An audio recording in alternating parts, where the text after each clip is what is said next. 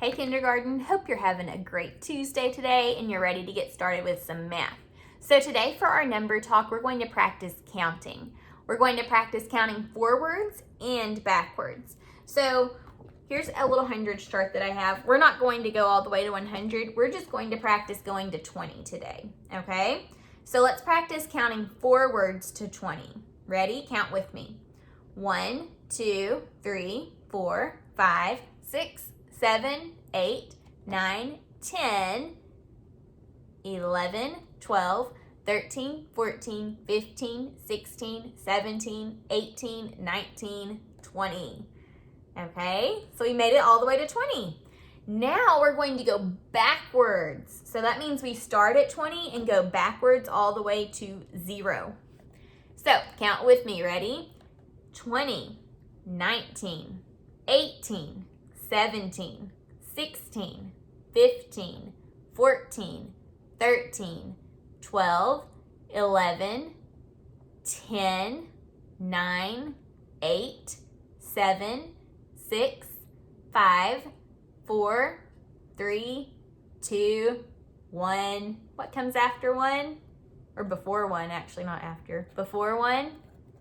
0. Even though it's not on the chart, we know 0 comes right before 1. Okay, so if you had trouble with going forwards or backwards, keep practicing those skills at home. Now let's take a look at our word problem of the day. And I have Apps Check all ready to go for us. Here's our problem. Let me make sure it's nice and straight for us. There we go. Okay, let's read it together. Homer has 4 baseballs and 2 softballs. How many balls does Homer have all together? All right, let's read that one more time. And this time, let's think about what question we're being asked. Ready?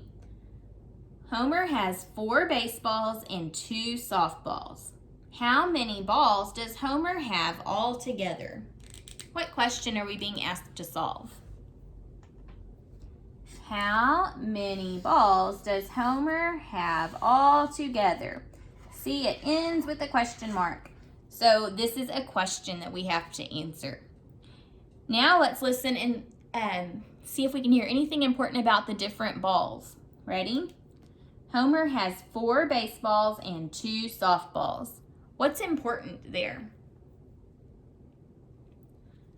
4, right? Because it tells us the number of baseballs. And 2, because it tells us the number of softballs. We want to know how many he has all together. So let's see if we can figure out how we're going to solve this problem. Will we be adding or subtracting? Let's think about what's going on. So Homer has some baseballs and some softballs. If we want to know how many he has all together, will we need to join or separate? We'll need to put them together, right? When we put them together, are we adding or subtracting? When you put them together, you're going to be adding. So we'll need to add in this problem to solve.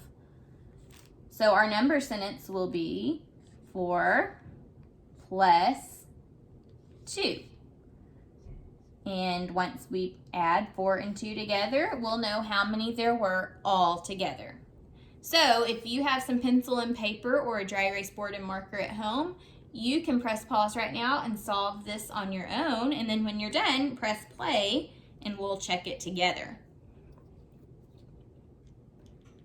Okay, so let's check this one together now. So to solve it this time, I'm going to use my counters.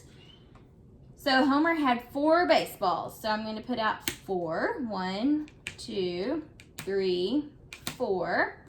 And then there were 2 softballs. And I'm going to turn onto the yellow side since there are 2 different types here. I'm going to use 2 different colors to show 2 different add-ins. Okay. So there are 4 and 2. Now we have to figure out how many there are all together. So I need to join them together. Okay, now let's count. Ready? 1, 2, 3, 4, 5, 6. So it looks like altogether there are 6 balls. Now, before we say, okay, this is the answer, let's check it using a different strategy. This time I'm going to check it by drawing a picture. So first we have 4 baseballs. 2, 3, 4. And I'm going to label these with a B. What does the B stand for? The B is going to stand for baseball.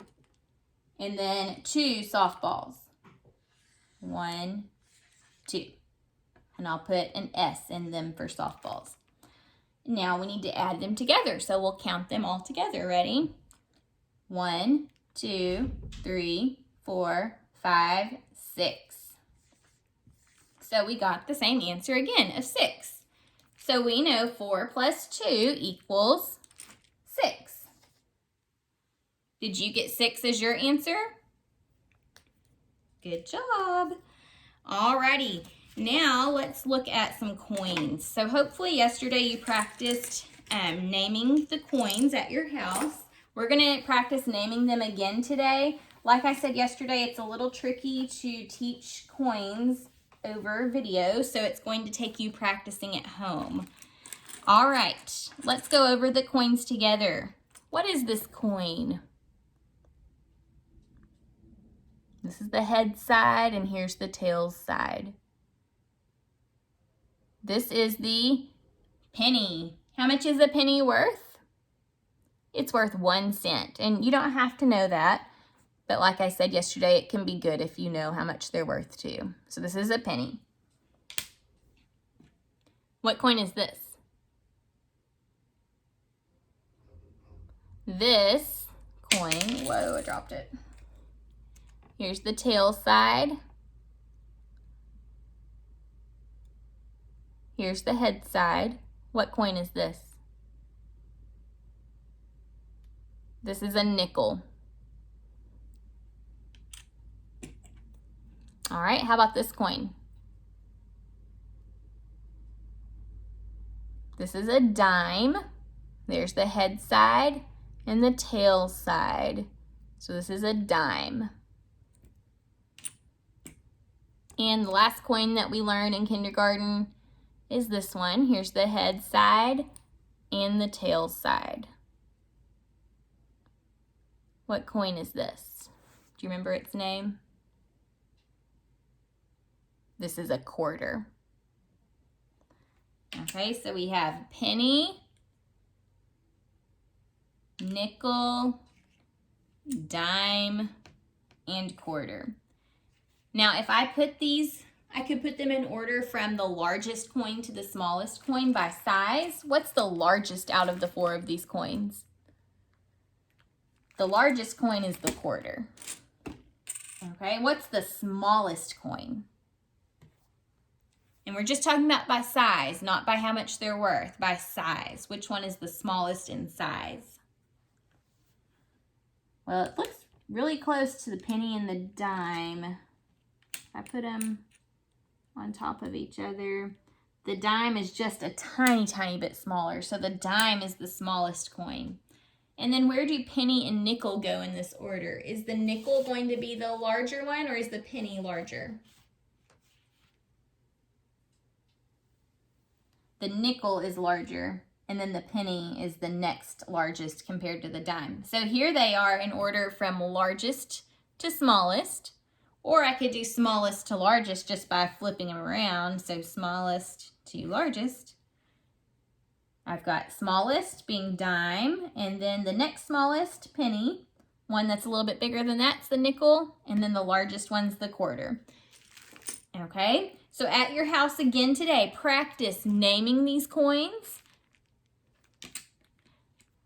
And then you can also practice putting them in order from biggest to smallest. Remember, we just focused on size, but if you want to at your house, you could also focus on putting them in order from their value of what's worth the smallest to the largest amount. And that would just be a challenge if you wanted to move on to an extra challenge, because in kindergarten, you don't have to know how much they're worth. But if you want to go ahead and practice knowing their values, you can do that as well. All right, we'll work some more on coins tomorrow, but definitely practice naming these coins at home. See you next time. Bye.